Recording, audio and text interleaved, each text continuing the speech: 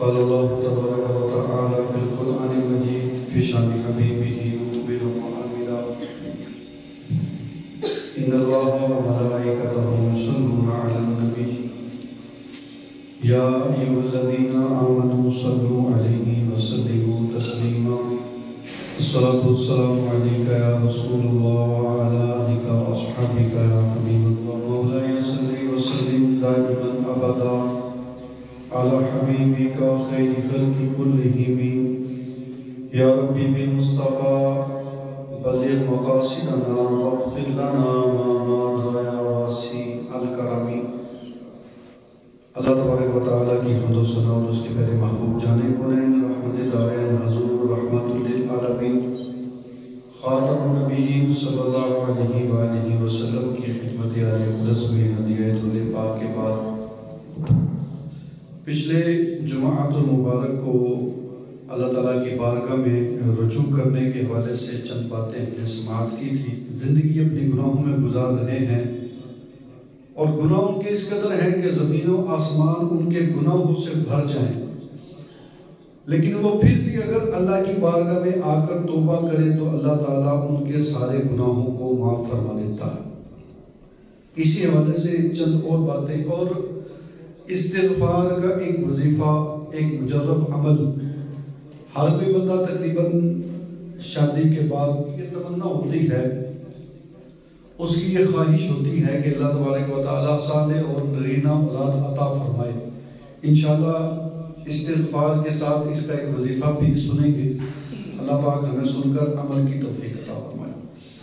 حضرت ابو ہریرہ حدیث پاک کے راوی ہیں. قال رسول اللہ صلی اللہ علیہ وسلم من تاب قبل ان تطلع الشمس من مغربها تاب اللہ علیہ. پیارے آقا صلی اللہ علیہ وآلہ وسلم نے ارشاد فرمایا کہ جو شخص مغرب سے سورج کے طلوع ہونے سے پہلے توبہ کر لے گا اللہ عز و جل اس شخص کی توبہ کو قبول فرمائے گا. اس پاک میں یہ بتایا گیا ہے کہ انسان توبہ کب تک کر سکتا ہے اور وہ کون سا وقت ہے کہ انسان اس وقت توبہ کرے تو اس کی توبہ قبول نہیں ہوگی. قیامت کی نشانیوں میں سے ایک بڑی نشانی یہ بھی ہے کہ جب قیامت قریب ہوگی، ویسے تو روزانہ کی بنیاد پر سورج مشرق سے طلوع ہوتا ہے، مغرب میں غروب ہوتا ہے. پہلے آقا صلی اللہ علیہ وسلم نے ارشاد فرمایا قیامت کی بڑی نشانیوں میں سے ایک نشانی یہ ہے کہ جب قیامت قریب ہوگی سورج مغرب سے طلوع ہوگا اور مشرق میں غروب ہوگا. حدیث پاک کے اندر بھی یہی ہے. فرمایا من تاب قبل ان تطلع الشمس من مغربها، جس نے مغرب سے شمس طلوع ہونے سے پہلے توبہ کر لی اللہ پاک اس کے گناہوں کو معاف فرمانے والا.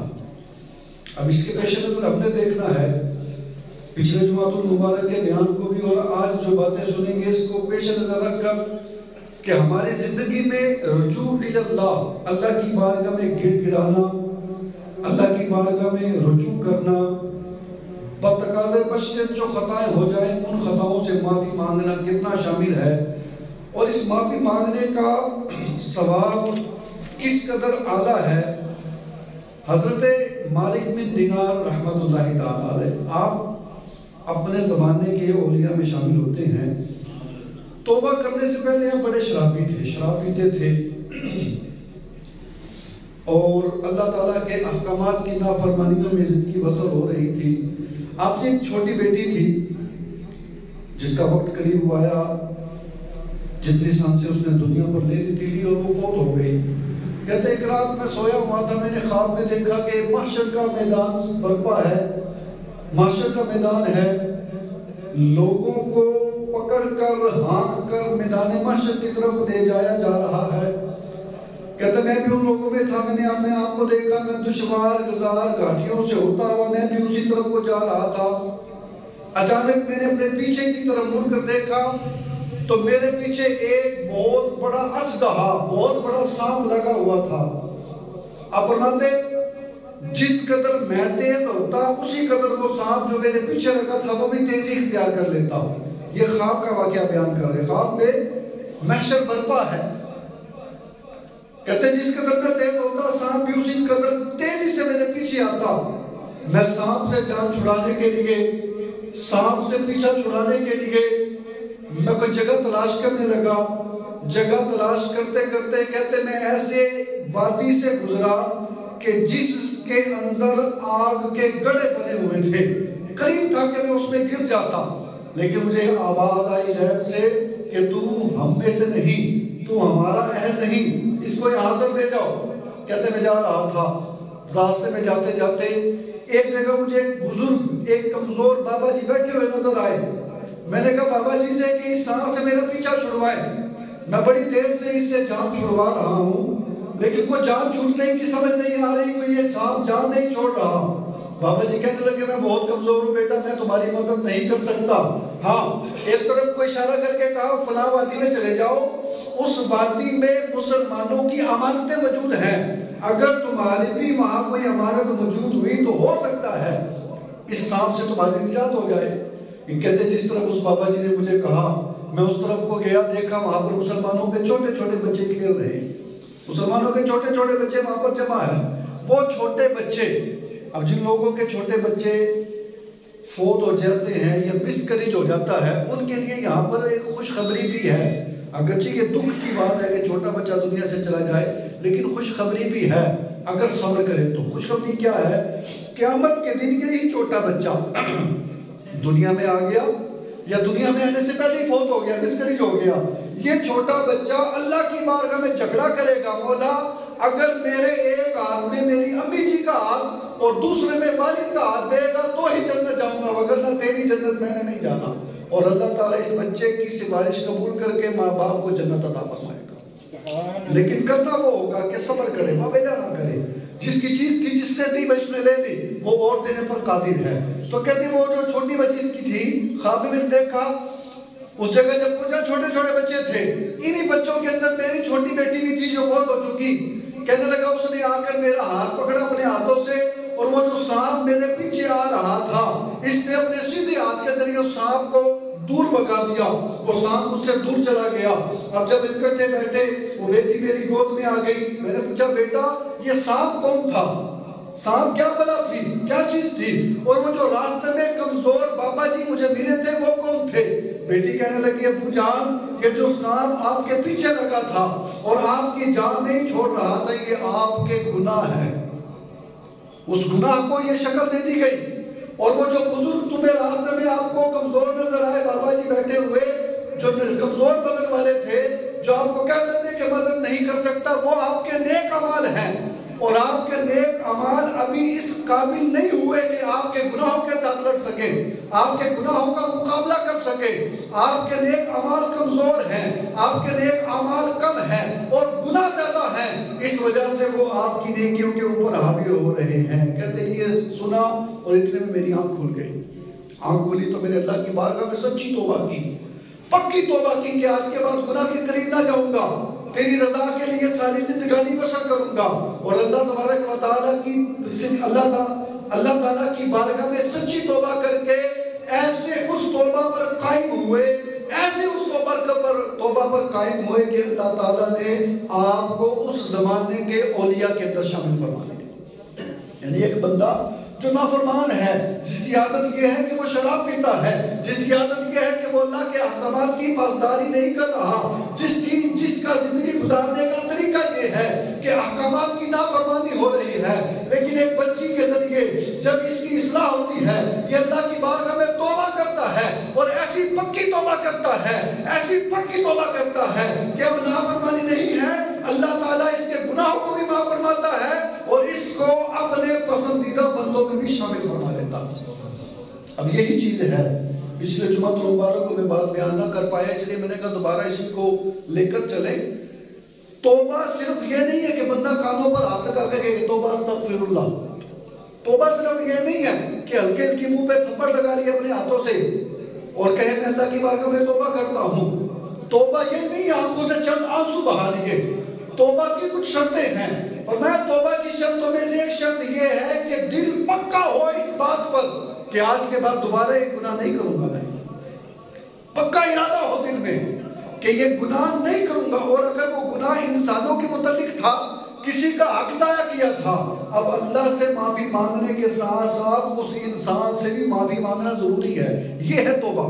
پھر وہ جو گناہ جس کی توبہ کر رہا ہے اس پر اس کو شرمندگی بھی ہو، نادم بھی ہو، اس پر اس کو شرمندگی کا احساس ہو کہ مجھ سے غلطی ہو گئی، میں نے غلط کیا ہے.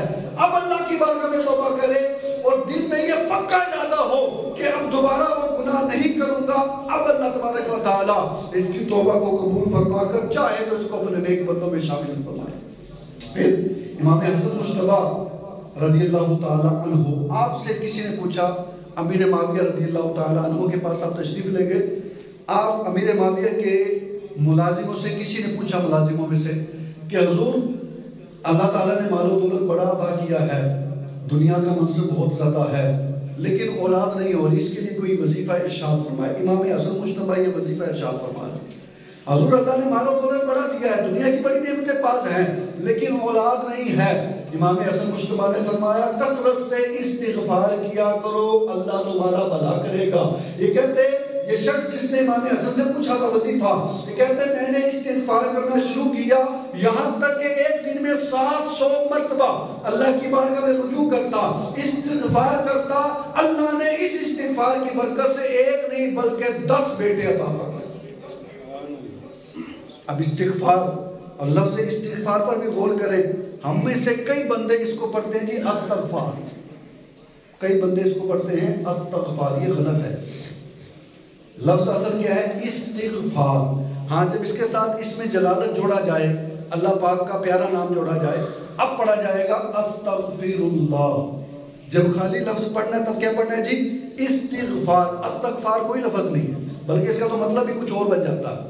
استغفار کا مطلب ہوتا ہے اللہ تیری بارگاہ میں پناہ طلب کر رہا ہوں، گناہ کی معافی طلب. استغفر اللہ کا مطلب یا تو استغفر اللہ کی تسبیح پڑھے یا پھر استغفار. استغفار کوئی لفظ نہیں، یہ ایک ایسا ہی لفظ ہے، اس تسبیح کا کوئی فائدہ نہیں ہوگا. تو امام حسن مجتبیٰ رضی اللہ تعالیٰ عنہ نے اس بندے کو اولاد حاصل کرنے کا یہ وظیفہ عطا فرمایا. آپ فرمانے لگے کہ کیا کرو، اللہ کی بارگاہ میں توبہ کیا کرو، تمہارا استغفار کرنا تمہیں رب سے بیٹے عطا فرمائے گا، رب سے نعمتیں عطا فرمائے گا. یہ شخص امام حسن کے کہنے پر استغفار کرنے لگا، اس کثرت سے کرنے لگا کہ ایک دن میں 700 بار استغفار کرتا. اللہ تبارک و تعالیٰ نے اس کی برکت سے اس کو 10 بیٹے عطا فرمائے. پھر امام حسن بصری رحمت اللہ تعالیٰ علیہ کے پاس ایک شخص حاضر ہوا، کہنے لگا حضور تندرستی بڑی ہے، مال و دولت کی بہت کمی ہے، فاقے پڑے ہیں، وہ وظیفہ ارشاد فرمائیے. آپ نے فرمایا استغفار کیا کر. دوسرا شخص آیا، کہنے لگا حضور پریشانیاں ختم نہیں ہوتی، کوئی وظیفہ ارشاد فرمائیے. آپ نے اس کو بھی کہا استغفار کیا کر. تیسرا شخص آیا، کہنے لگا حضور اولاد نہیں ہوتی. آپ نے اس کو بھی استغفار کی وصیت کی. 5-6 حضرات آئے اور اپنی پریشانی ذکر کی. آپ نے ہر ایک کو یہی وظیفہ ارشاد فرمایا کہ استغفار کیا کر. جب وہ لوگ چلے گئے، محفل میں موجود لوگوں نے پوچھا حضور تندرستی والا آیا، اس کے لیے بھی استغفار کا وظیفہ، مال میں برکت کے لیے آیا، اس کے لیے بھی استغفار کا وظیفہ، پریشانی دور کرنے کے لیے آیا، اس کے لیے بھی استغفار کا وظیفہ، تکلیف دور کرنے کے لیے آیا، اس کے لیے بھی استغفار کا وظیفہ. معاملہ کیا ہے؟ پھر آپ نے قرآن پاک کی چند آیات تلاوت فرمائی اور آپ نے فرمایا کیا تم دیکھتے نہیں کہ تمہارا رب قرآن میں فرما رہا ہے اے میرے بندو پریشان ہو، پریشانی دور کرنا چاہتے ہو، استغفار پڑھو.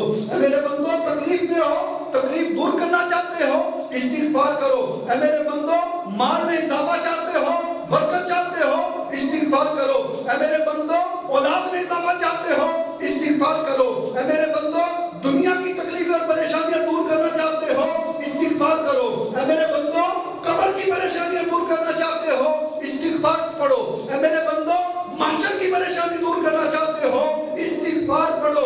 آپ نے فرمایا جب رب قرآن میں حکم دے رہا ہے کہ دنیا کی کوئی بھی پریشانی ہو، مال میں تنگی ہو، اولاد نہ ہوتی ہو، مال میں برکت نہ ہو، کاروبار کے اندر نقصان ہو رہا ہے، پرافٹ نہیں ہوتا، لاس ہو رہا ہے، دنیا کے جو معاملات ہیں میری بارگاہ میں آ کر رجوع کرو، استغفار کرو، استغفر اللہ پڑھو، میں تمہارے دین اور دنیا سارے معاملات میں بھلائی عطا فرماؤں گا. لیکن ہم اس کی طرف جلدی سے نہیں آتے. پچھلے جمعہ المبارک کو میں نے یہ باتیں کی. اگر سوال کریں آپ اپنے ضمیر سے سوال کریں. میں باتیں سننے کے بعد پچھلے جمعے سے لے کر آج کے جمعے تک 8 دن میں ہم نے کتنی بار اللہ کی بارگاہ میں آ کر توبہ کر لی. یعنی باتیں تو سنی, جمعے پر آ کر بیان بھی سنا, حدیثیں بھی سنی کہ اللہ تبارک و تعالیٰ کے محبوب فرماتے ہیں گناہوں سے توبہ کرنے والا ایسا ہے گویا کہ اس بندے نے گناہ کیا ہی نہیں. اور فرمایا میں اللہ کا حبیب ہوں, انا حبیب اللہ والشاب التائب حبیب اللہ, میں اللہ کا حبیب ہوں. اور جو بندہ جوانی میں توبہ کرے اللہ اس کو بھی اپنا حبیب بنا لیتا ہے. بھئی زمانے میں لوگوں کے پسندیدہ بننے کے لیے بڑی کوششیں کرتے ہیں. دن رات ہمارے ذہن میں یہی بات ہوتی ہے کہ کسی طرح میں لوگوں کے اندر عزتدار ہو جاؤں, کسی طرح میں لوگوں کے اندر پسندیدہ ہو جاؤں, میں جس محفل میں جاؤں لوگ میری عزت کرے, لوگ مجھے پسند کرے, لوگ میرا انتخاب کرے, لوگ مجھ سے پیار کرے. اور محبوب کریم فرما رہے ہیں اے دنیا کی محبت کے مت والو, دنیا میں تمہاری طلب اور تمہاری چاہ اور تمہاری تمنا اور تمہاری خواہش یہ ہے کہ میں جس جگہ پر جاؤں لوگ مجھے طلب کرے, لوگ مجھ سے پیار کرے, لوگ میری تمنا کرے, لوگ میری آرزو رکھیں. دنیا کے اندر تم یہ چاہتے ہو. اور میں صرف دنیا کی محبت نہیں, صرف دنیا کی پسندیدگی نہیں, بلکہ اگر تم یہ وظیفہ کر لو جو میں بتانے لگا ہوں, مصطفیٰ فرما رہے اللہ تبارک و تعالیٰ تمہیں اپنا بھی محبوب بنائے گا. اور جب بندہ اللہ کا محبوب بن جاتا ہے اللہ دنیا کے اندر اس کو محبوبیت عطا فرما دیتا. کیا ہے وہ وظیفہ؟ پچھلے جمعے بھی سنا اور آج ابھی دوبارہ سنایا. فرمایا انا حبیب اللہ, اے نوجوانوں اے غلاموں میں اللہ کا حبیب ہوں. والشاب التائب حبیب اللہ, اور وہ نوجوان جو جوانی میں توبہ کرے اللہ اس کو بھی اپنا حبیب بنا لیتا. اب دنیا کی محبوبیت سب کو چاہیے. ہماری خواہش ہے کہ دنیا کے اندر میں ہر ایک کی آنکھوں کا تارا بنوں. ماں دیکھے تو ماں کو بھی بڑا پیارا لگوں, باپ دیکھے باپ کو بھی بڑا پیارا لگوں, بہن دیکھے بہن کو بھی بڑا پیارا لگوں. معاشرے میں, محلے میں, علاقے میں, لوگوں میں, رشتہ داروں میں, جہاں پر میں جاؤں سب کی آنکھوں کا تارا بن جاؤں. اس کے لیے ہم بڑی تقدو کرتے ہیں, بڑی کوشش کرتے ہیں, بیسٹ کوشش کرتے ہیں, بہت زیادہ کوشش کرتے ہیں. کیوں کہ بھئی زمانے میں مجھے پسند کیا جائے. اور آخرت میں محبوب فرما رہے ہیں رب کی پسندیدہ بندہ بننا ہے. ہاں جی بننا ہے. آقا جی کرنا کیا ہے؟ فرمایا بس اپنی جوانی میں اللہ تعالیٰ کی بارگاہ میں رجوع کرو, اللہ تمہیں اپنا پسندیدہ بندہ بنا دے گا. کتنا آسان وظیفہ نہیں, کوئی ڈگری لینے کی ضرورت نہیں, کوئی کالجوں کے دھکے کھانے کی ضرورت نہیں, کوئی سکولوں میں جانے کی ضرورت نہیں, کوئی اعلیٰ ڈگریاں لینے کی ضرورت نہیں, کوئی کوچنگ لینے کی ضرورت نہیں, کوئی کسی کے پاس جا کر بیٹھنے کی ضرورت نہیں. فرمایا بس اللہ کی بارگاہ میں آ کر رجوع کرو, توبہ کرو, اللہ تبارک و تعالیٰ تمہیں اپنا پسندیدہ بندہ بنا لے گا. اور جب بندہ رب کا پسندیدہ بن جاتا ہے اللہ تبارک و تعالیٰ اب دنیا کے اندر بھی اس کی محبوبیت کا اعلان فرما دیتا.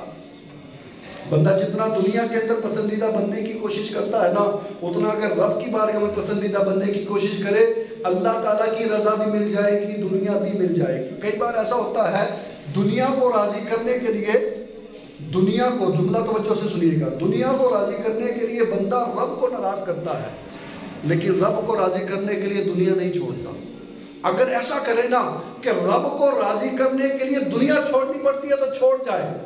پہلا جملہ کہ دنیا کو راضی کرنے کے لیے رب کو ناراض کرتا ہے, دنیا بھی نہیں ملتی اور رب بھی نہیں ملتا.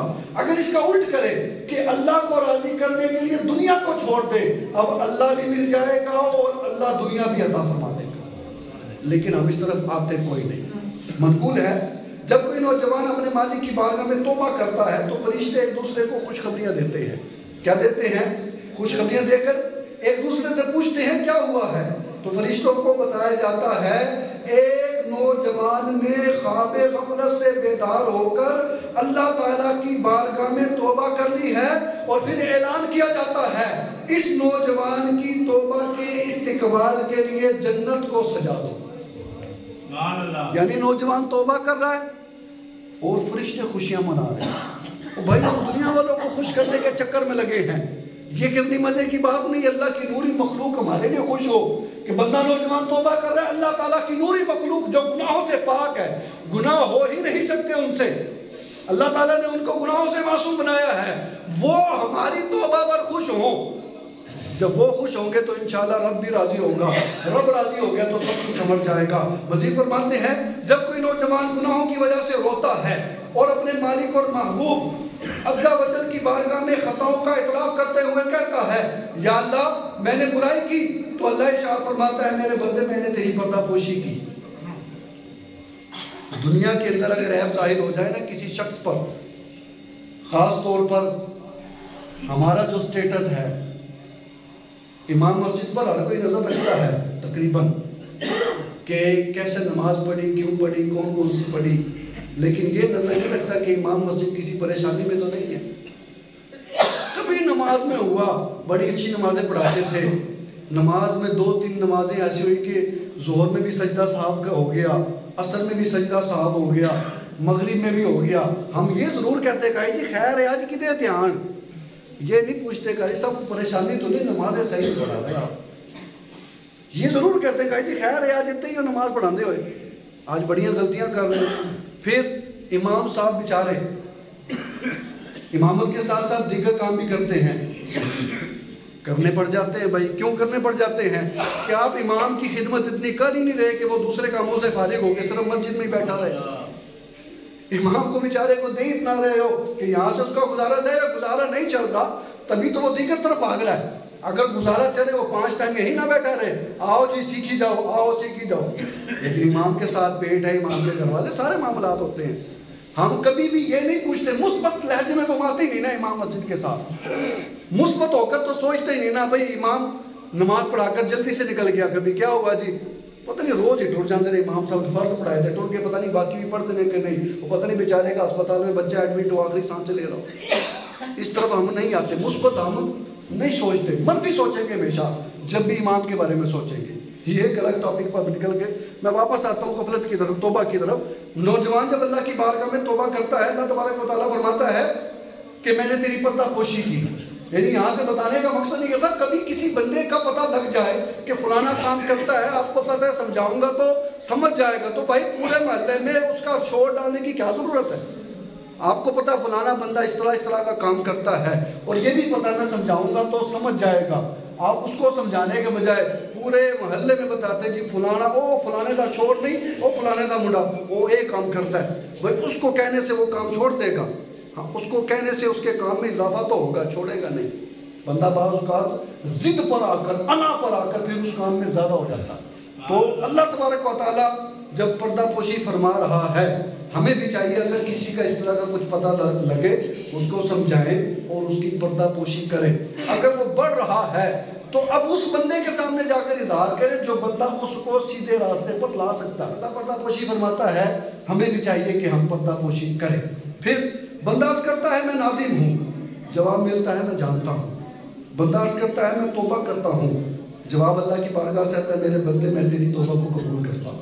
سبحان اللہ۔ اے نوجوان، جب تک تو توبہ کر کے توڑ ڈالے تو ہماری طرف رجوع کرنے سے شرمانا مت، حیا نہ کرنا۔ جب دوسری مرتبہ توبہ توڑ دے تو تیسری مرتبہ بھی ہماری بارگاہ میں شرمندگی کی وجہ سے نہ رکنا، اور جب تیسری مرتبہ توبہ توڑ دے تو چوتھی مرتبہ بھی ہماری بارگاہ میں لوٹ آنا۔ کیوں؟ فرمایا میں ایسا جواب ہوں جو توبہ قبول کرنے میں مکر نہیں کرتا۔ اگر ایک بار توبہ کی گناہ ہو گیا، اللہ فرما رہا ہے دوبارہ میری بارگاہ میں آنے سے خوف نہ کرنا، دوسری بار بھی توبہ کر میں پھر بھی معاف کروں گا۔ پھر گناہ ہو گیا پھر بھی میری بارگاہ میں آنے سے شرمانا نہیں بلکہ توبہ کر میں پھر معاف کروں گا۔ چوتھی بار بھی گناہ ہو گیا، فرمایا اگر اب بھی تو آ کر توبہ کرتا ہے میں اب بھی تیری توبہ کو قبول فرماؤں گا۔ پھر اللہ تبارک و تعالیٰ فرماتا ہے میں توبہ قبول کرتا ہوں، میں خطائیں معاف کرتا ہوں، ندامت کرنے والوں پر سب سے زیادہ رحم کرتا ہوں کیونکہ میں سب سے بڑھ کر رحم کرنے والا ہوں۔ کون ہے جو ہمارے دروازے پر آیا ہو اور ہم نے اسے خالی لوٹا دیا؟ کون ہے جس نے ہماری بارگاہ میں التجا کی ہو اور ہم نے اس کو دھتکار دیا؟ کون ہے جس نے ہم سے توبہ کی ہو اور ہم نے اس کی توبہ قبول نہ کی؟ کون ہے جس نے ہم سے مانگا ہو اور ہم نے اس کو عطا نہ کیا؟ کون ہے جس نے ہم سے گناہوں کی معافی مانگی اور ہم نے اس کے گناہ معاف نہ کیے؟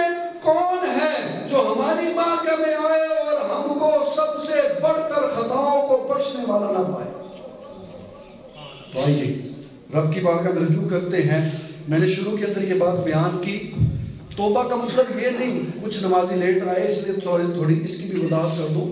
توبہ کا مطلب یہ نہیں کہ بندہ جو ہمارے آج رواج پڑا ہوا ہے کہتے ہیں استغفر اللہ توبہ استغفر اللہ، یہ کانوں کو ہاتھ لگانا یہ توبہ نہیں ہے۔ فرمایا توبہ یہ ہے کہ بندہ شرمندہ ہو اپنے اس فعل پر، اس کو ندامت ہو، اللہ کی بارگاہ میں آ کر وہ شرمندہ ہو، مولا میں گندا مندہ گناہ گار آ گیا ہوں تیری بارگاہ میں، مجھے شرم ہے کہ میں نے غلط کام کیا ہے، پھر دل کے اندر پکا ارادہ ہو کہ آج کے بعد یہ خطا نہیں کروں گا، پکا ارادہ ہو، اب اللہ کی بارگاہ میں آ کر توبہ کرے گا، اب اللہ تبارک و تعالیٰ توبہ کو قبول فرمائے گا۔ یہ جو ہمارے معاشرے کے اندر عام رواج پڑ چکا ہے کہ کانوں کو ہاتھ لگایا اور استغفر اللہ کہہ دیا، یہ توبہ نہیں ہے، یہ صرف ڈرامے بازی ہے۔ اور شروع میں نے ایک اور بات کی تھی، آپ لوگ وظیفہ اگر اللہ کرے شروع کریں، ہر نماز کے بعد کم از کم ایک تسبیح کریں۔ ہم پڑھتے ہیں عام طور پر وظیفہ استغفار، استغفار غلط جملہ ہے، وظیفہ اگر پڑھنا ہے تو یہ ہے استغفار، ٹھیک ہے جی، اور اگر اس کے ساتھ اللہ تبارک و تعالیٰ کا نام ملائیں تو اب پڑھنا ہے استغفر اللہ، ٹھیک ہے جی، اگر اکیلے پڑھیں گے تو استغفار، اگر ملا کر پڑھیں گے تو استغفر اللہ۔ عام طور پر ہمارے گھروں میں یا بڑوں کو دیکھا جاتا ہے وہ کہتے ہیں استغفار استغفار استغفار، یہ کوئی تسبیح نہیں ہے، استغفار استغفار یہ کوئی تسبیح نہیں ہے، استغفار تسبیح ہے، استغفار۔ یہ بار بار اس لیے بتا رہا ہوں، اللہ کرے میری باتیں سن کے آپ میں سے کوئی وظیفہ کرنا شروع کرے، میرے پلے بھی نیکیاں آ جائیں آپ لوگوں کی وجہ سے، آپ میرے کہنے پہ وظیفہ کرو گے ثواب تو مجھے بھی ملے گا، یہ باتیں اب آگے جا کر بتاؤ گے۔ یہ پتہ میں نے پچھلے جو بیان کیا تھا کہ سرکل ہے، یہاں سے نیکی شروع ہوئی، میں نے بتایا، آپ نے آگے سنا عمل کیا، آپ بتایا، یہ بتایا جا رہے ہیں، جس کو بتایا جائے یہ سرکل شروع ہے، یہ جب تک چلتا رہے گا نیکیوں کا میٹر چلتا رہے گا۔ میں دنیا سے چلا جاؤں، آپ دنیا سے چلے جائیں، ہماری دی ہوئی تعلیم جب تک عمل جاری ہے اللہ قبر میں بھی نیکیوں کا ثواب عطا فرماتا رہے گا، جب تک یہ سرکل چل رہا ہے۔ اللہ پاک عمل کرنے کی توفیق